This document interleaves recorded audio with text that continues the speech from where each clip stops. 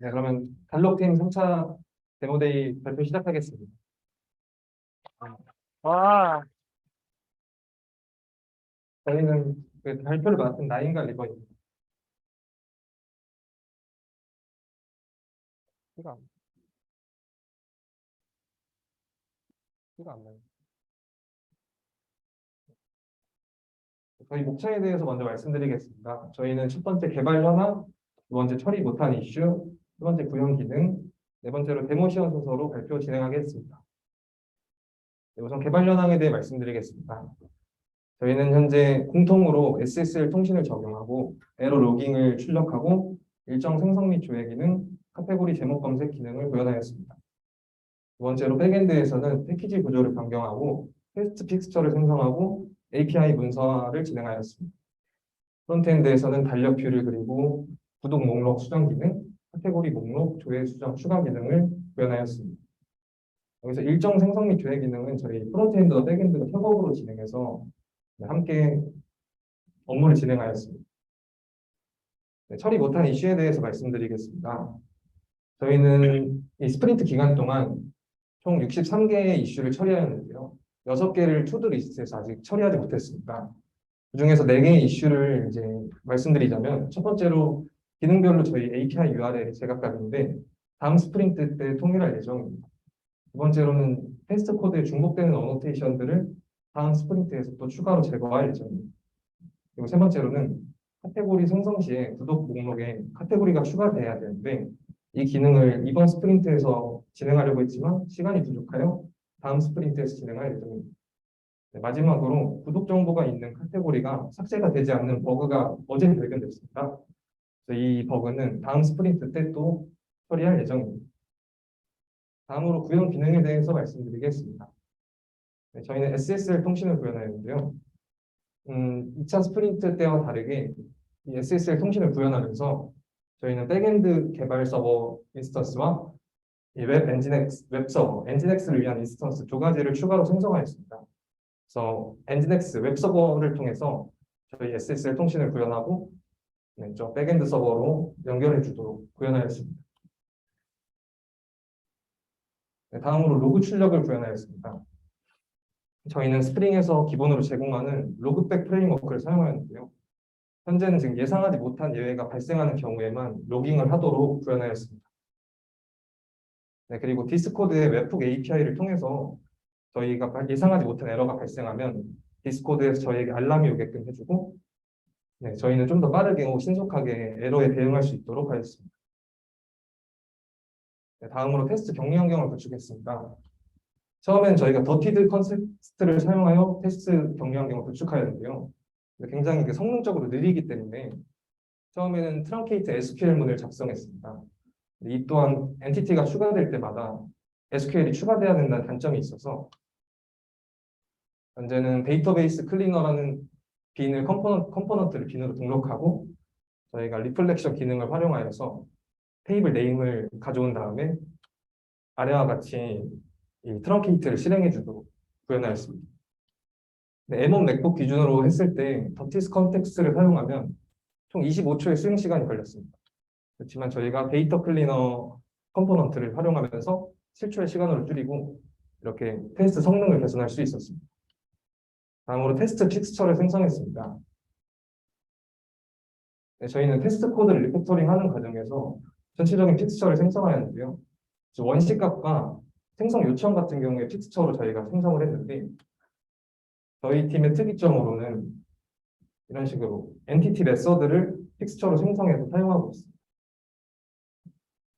네, 다음으로 API 문서화입니다.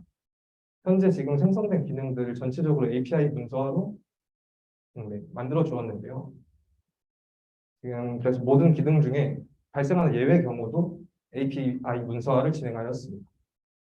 다음으로 나인이 공통 기능과 프론트엔드 구현 기능에 대해 말씀드릴 것입니다. 네, 이어서 발표 진행하도록 하겠습니다. 네, 이번 달록 3차 스프린트에서는 일정 생성 및 조회 기능이 가장 핵심적인 기능이었는데요.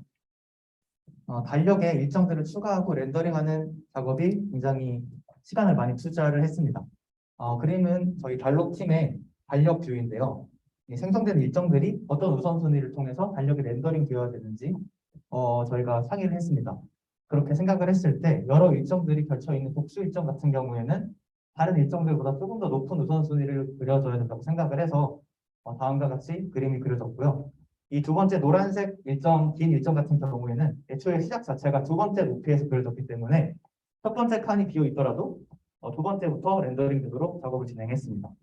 그리고 동일 일정과 단일 일정, 이렇게 하나의 일정 같은 경우에는 복수 일정보다 우선순위가 낮기 때문에 날짜가 비어 있고 해당 날짜에 렌더링할 수 있는 공간이 있을 때만 렌더링을 하도록 했습니다.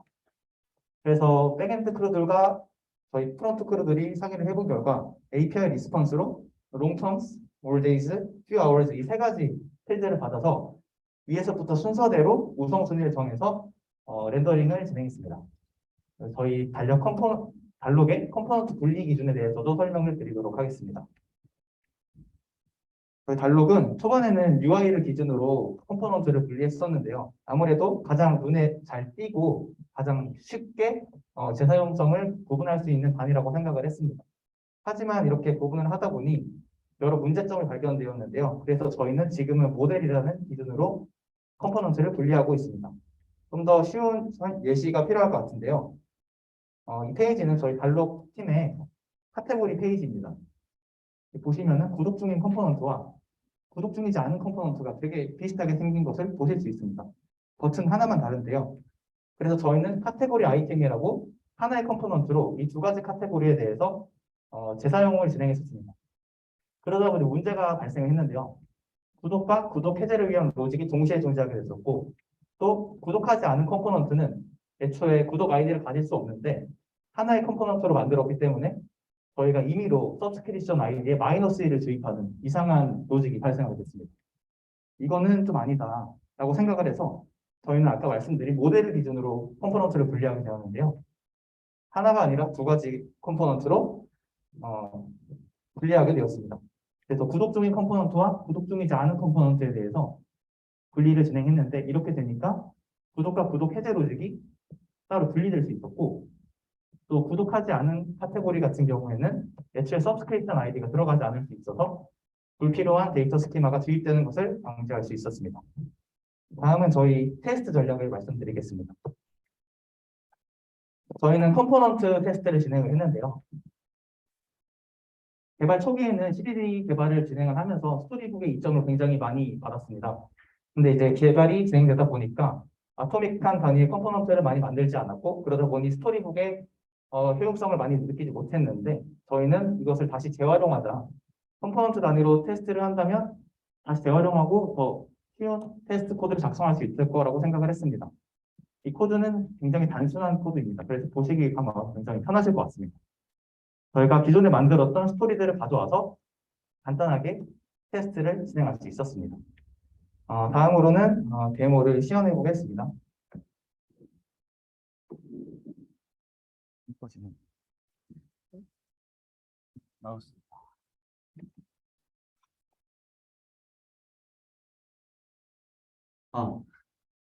네, 먼저 로그인을 해보겠습니다. 현재 메인 페이지는 소개 글들이 들어갈 건데 아직 작성하진 않았습니다. 일단은 제 아이디로 다시 로그아웃 해보고 다른 아이디로 들어오겠습니다.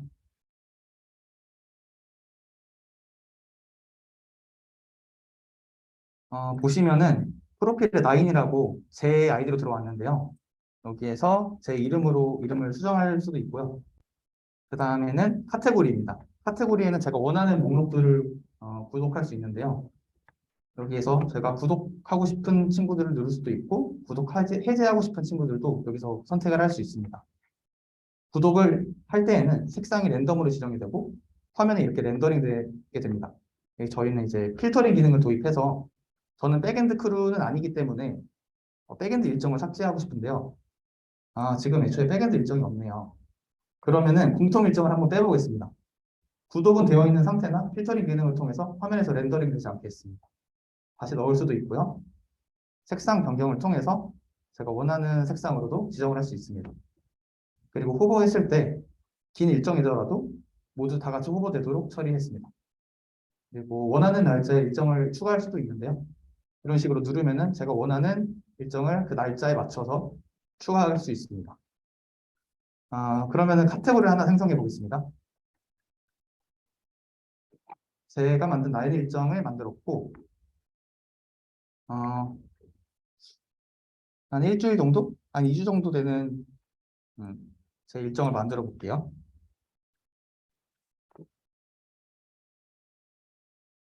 이렇게 해서 일정을 생성하게 됐습니다. 이렇게 일정이 생성되었고, 저는 뭐 색상을 또 지정할 수 있을 것 같아요. 이렇게 생성된 나의 일정을 한번 기억을 조금 해주세요. 로그아웃을 하고 다른 아이디로 들어가 보겠습니다. 이번에는 달록팀이라는 계정으로 저희가 들어올 건데요. 보시면 달록팀입니다. 그래서 아까 나의 일정이 존재합니다. 제가 만들었던 나의 일정이 존재해서 실제로 지금 검색 기능도 구현이 된 상태고요. 이 상태로 구독을 한번 진행해 보겠습니다.